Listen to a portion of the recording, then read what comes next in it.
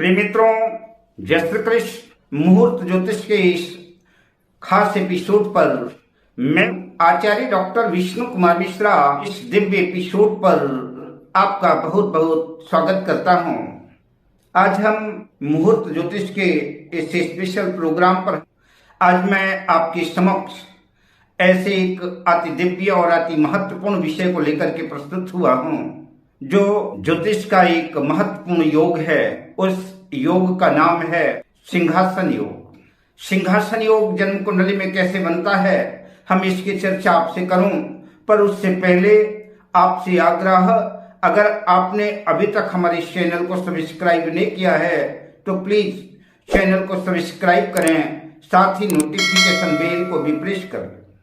अगर आप अपनी या अपनों की जन्म कुंडली का बृहद प्रेडिक्शन कराना चाहते हैं, विश्लेषण कराना चाहते हैं, या उत्तम क्वालिटी के रियल राशि रत्न आदि प्राप्त करना चाहते हैं, या किसी भी किस्म का ज्योतिषी परामर्श चाहते हैं, तो आप स्क्रीन पर फ्लैश हो रहे नंबरों पर हमसे संपर्क। जन्म कुंडली में कैसे बनता है, आइए हम उसकी चर्चा आपसे करते हैं। जैसा कि आप जानते ही हैं कि जन्म कुंडली में 12 भाव होते हैं, और इन 12 भाव में यह जन्म कुंडली का पहला भाव है, इसको लग्न कहते हैं। यह जन्म कुंडली का नवम भाग्य भाव है। इससे आपकी उच्च स्तरीय शिक्षा और आपके भाग्य का विचार किया जाता है।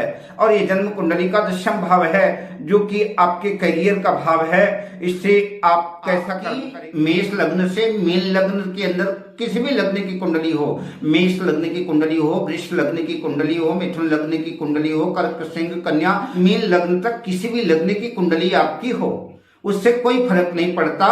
बस बात को आपको देखना है कि आपकी जन्म कुंडली में लग्नेश लग्न भाव का स्वामी, कर्मेश जन्म कुंडली के 10वें भाव का स्वामी, भाग्येश जन्म कुंडली के 9वें भाव के स्वामी, तीनों की युति केंद्र भाव में या त्रिकोण भाव में कहीं न कहीं होनी चाहिए, तभी सिंहासन योग बनेगा। अब आइए सिंहासन योग का एक उदाहरण ले लेते हैं। इस उदाहरण कुंडली के माध्यम से समझते हैं कि सिंहासन योग कैसे बनता है। तो आइए मेष लग्न की जन्म कुंडली से उदाहरण ले लेते हैं। यह मेष लग्न की जन्म कुंडली है, जहां पर 1 नंबर लिखा हुआ है, और इस मेष लग्न के स्वामी होते हैं मंगल, और ये जन्म कुंडली के 9वें भाव पर 9 नंबर लिखा हुआ है। तो देवगुरु बृहस्पति आपकी जन्म कुंडली के भाग्येश हुए, और दशमेश कर्मेश आपके 10वें भाव के स्वामी, जहां पर 10 नंबर लिखा हुआ है, तो आपके 10वें शनि हुए। तो आपकी जन्म कुंडली के केंद्र या त्रिकोण भाव में कहीं भी मंगल, गुरु और शनि की युति है।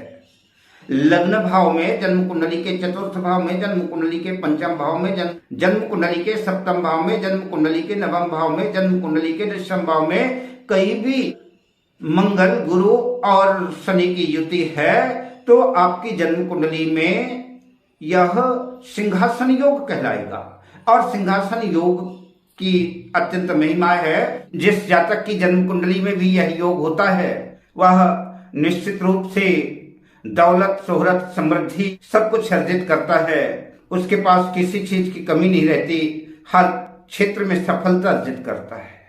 और संक्षिप्त में अगर उसको इतना ही कहें, जिस भी जातक की जन्म कुंडली में ऐसा योग पाया जाता है, वह सफलता के शिखर पर निरंतर ऐसे चमकता है जैसे चांदनी रात में चंद्रमा शोभायमान होता है। वह व्यक्ति समाज में, राष्ट्र में ऐसे सुशोभित होता है, उसको दौलत, शोहरत, मान सम्मान सब कुछ अर्जित होता है, हर क्षेत्र में सफलता अर्जित करता है। अगर वो राजनीति करता है तो राजनीति के उच्च शिखर पर जाता है, अगर वो जॉब करता है तो जॉब में भी जो है उच्चतम सफलता का शिखर स्पर्श करता है। IAS, IPS, भारतीय प्रशासनिक सेवा क्षेत्र में जो है, या कि अन्य क्षेत्रों में एक बहुत बड़ा ऑफिसर बनता है।